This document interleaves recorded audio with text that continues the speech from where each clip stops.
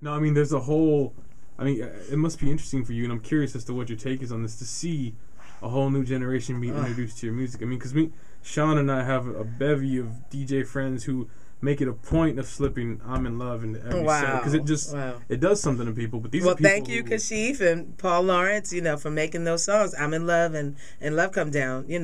Following from Shame to now, all I'm doing is when I travel, if those songs are not sung, it would be a really upset stage. It would be terrible. Even "Bet You She Don't Love You." I mean, I have no clue. It's just that when I arrive, it's like, you gonna do that song? You better do "I'm in Love." The head going and everything. Oh, I get it. It's comical to me, but at the same time, I'm going, we understand what it is. It's the groove. It's a dance song.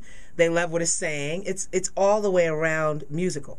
So it's not, it's a part of production. It's everything that went within that era. It's still going on now. That's amazing. And what a great legacy to have. I mean, this is 30 years later. I mean, who's to say 30 years from now it's still not going to be turning out the club on Mars or wherever I know. Dancing. I hope to be there. That would be nice. I'd love to see that. How do you kind of see the marketplace shifting these days? It seems like, to me, just in my opinion, you have things like American Idol and MySpace and the relatively low cost of a home recording setup. It seems like the barriers to entry aren't there anymore. As a result, a lot of these kids don't have any idea of like deferment gratification and the grind, so to speak, and of what real music and they call themselves stems from artists before earning the right to. I mean, what are your thoughts on that? Well, it's kind of scary. I don't want to try and get too heavy into that. Yeah. But at the same time, I'm very proud to see that there's a lot of people that a lot of kids that want to listen, to their, their parents, and say, this is the real music from back then when I grew up. And they come backstage and they'll say certain things to me. And I want my child to grow up, just like you. And I'm like, well, you don't know half of what we had to deal with, so you don't want that. You want the now, but you got to be with them for the now and what real music is all about, and teach them what instruments are, and make sure that they're growing up in the music field of, education. Right. In their education, make sure that the music is there. And I always believed in that. The music is good for the soul, and it is a good educational tool. So, without it, it just seems like it's going down the tubes, because today it's like they're just following each other, watching. If I can hear somebody sound so flat, singing all flat song, they got a flat album out, or CD, excuse me, flat CD out, and I want to sound just like them. That's me talking as a kid. Oh, I want to sound just like that. I want to do that. I personally think that's wrong. It's wrong. Not that there wasn't some flat singing and sharp singing going on back in the day. Right. It's just that we didn't pick it up until earlier. Now until recent. We started hearing, and some of them are tone deaf, or we don't know what's going on. But today it seems like everyone wants to sound like each other so quickly, and then they thinking it's easy to just jump into business. They have no clue about business. They don't know where the paper's going to be, or who's getting the paper. Right. They don't know there's bills and other things to pay. They're just saying, oh, we got a car for now, but how long is that car going to last? Yeah. How long is your house going to last? Yeah. It's just an educational tool for us all. And there's things I'm even still learning, because it never goes away. It's a music business. The music business is gone, but it's a music business we're teaching ourselves today. It's independent. To me, it's all where, I'm going to do it myself. That's great, but we still have more to learn about what's going on today. I don't mind following what's going on musically. If you can do if I can press that button and all of a sudden I'm getting wiki out of it, but it's working with my voice, right, then cool. But if it doesn't match with anything I'm singing, I don't want it. Gotcha. Because I'm a singer. Do you know what I'm saying? Right, so exactly. If they learn these kind of things, my husband could even clue you in on a lot of things that we sit up and we talk about all the time. He's telling me, I'm learning his music. I'm learning smooth jazz. I'm learning more of pop. I'm learning more of rock. I'm learning more of what gospel is. It's all music, but who's really running it? Right. I mean, do you think the autonomy is a good thing nowadays? Everyone kind of doing their own thing, or do you think there needs to be some Indian? No, I think it's beautiful to have your own thing. I personally think it's beautiful to have your own thing, because that's the only way. I mean, it's just like saying, is it bad to have a melting pot? This is the United States. We have a melting pot. That's true. There's all different colors, creeds, religions. It's beautiful. So if you can have the music, all come together, that would be beautiful. But we're all doing our own little thing, saying, I think tomorrow, I'm going to make a rock song. That would freak people out. But then I would say, why?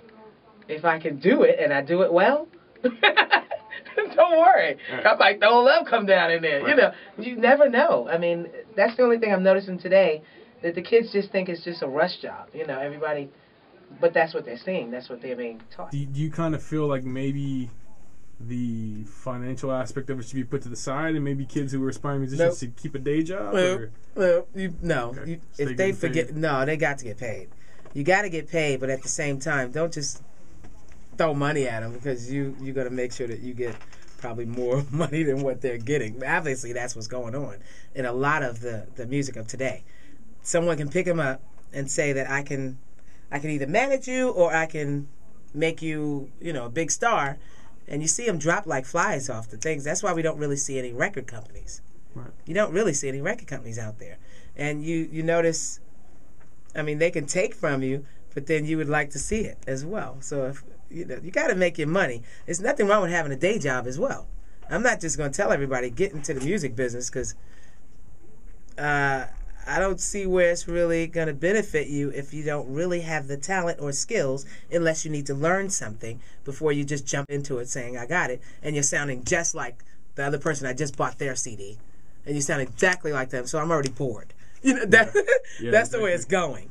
I mean, you look at videos, and back then we looked at the videos. If you go to a show and it's just like the video, I just wasted my money. Yeah. I want you to give me a show. Give me a show. I feel the same way as a fan. Any fans coming out there, I'm a fan too of other artists, and I feel the same way. If you're not going to produce what you did either in that studio where I can hear it like that, or better, then I think I could just wait and, or go to see another show. Yeah.